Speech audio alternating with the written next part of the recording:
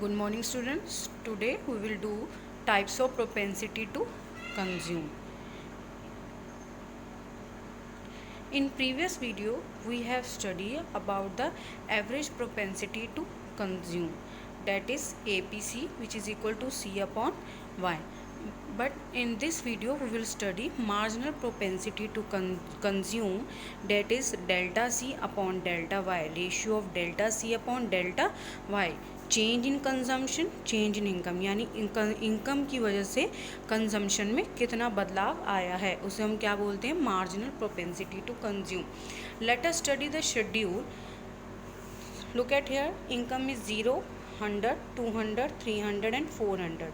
Consumption, when your income is 0, then only you are consuming something because to sustain in your life. So this is known as autonomous consumption. अब देखिए y में कितने का बदलाव है, 100 का.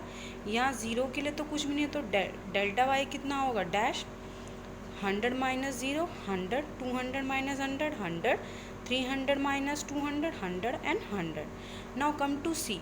40 में से कुछ भी नहीं है माइनस करने वाला, इसलिए डेल्टा c हमारा डैश हुआ. 140 minus 40, 80, 200 minus 120, 80, 80, 80 and so on. Now what is the formula of MPC? Delta c upon delta y. First में डैश है तो डैश ही रहेगा. डेल्टा c कितना है, 80 upon 100 is 0.80, 0.80, 0.80 and 0.80. Late us study the diagram. देखिए जब हमने डायग्राम बनाया है तो हम पहले बात करती हूँ अभी सिर्फ मैं APC की. जब हमने APC बनाया था, सेम इनकम ली थी, कंजम्पशन ली थी, और इस पॉइंट पे मैंने APC निकाला था. बट अब हम बात कर रहे हैं MPC की.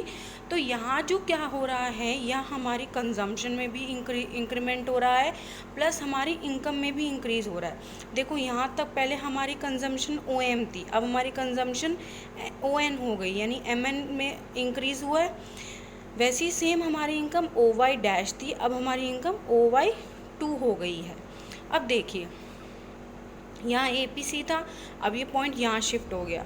तो ये जो जितना पॉइंट है ये NM, यानी कि ये वाला कौन सा है आपका, कंजम्पशन है. तो ये पोर्शन क्या है, delta C. Delta C is equal to MN. अब देखिए डेल्टा Y क्या है आपका, ये आपका इनकम का इंक्रीमेंट है, तो Y1 Y2 इनकम है, और ये क्या है NM, ये आपका डेल्टा C है. तो MPC कैसे निकालेंगे, MN अपॉन Y1 Y2. अब देखिए नेक्स्ट कंडीशंस क्या है, कुछ पॉइंट कि जो वैल्यू ऑफ MPC है वो 0 और 1 के बीच में होती है हमेशा. देखिए इसको हम दो बातों से समझ सकते हैं. देखिए मान लीजिए जितना भी हमारी इनकम में इंक्रीज़ हो रहा है वो हम सारा का सारा कंज्यूम कर लें. हमारी इनकम में 1000 पे इंक्रीज़ हो रहा है, और 1000 से 2000 हो गई हमारी इनकम. कितना इंक्रीज़ हुआ, 1000 इंक्रीज़ हुई, 1000 इंक्रीज़ हुई, और 1000 का 1000 हमने खा लिया है. तो डेल्टा C भी 1000 हुआ और डेल्टा Y भी 1000 हुआ. तो इक्वल टू MPC कितना आया, 1. यानी MPC 1 कब आएगा, जब आप increase in income is equal to increase in consumption. Now next case क्या है कि MPC आपका 0 कब आएगा, व्हेन जितना भी आप कमा रहे हैं वो सारा का सारा सेव कर रहे हैं, कुछ भी कंज्यूम नहीं कर रहे हैं.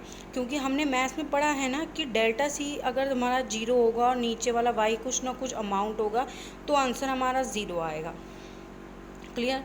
अब हमने यहाँ पे क्या नोटिस किया कि ये जो होता है MPC पुअर लोगों का हमेशा 1 रहता है और रिच वालों का 0, यानी MPC of poor is always greater than MPC of rich.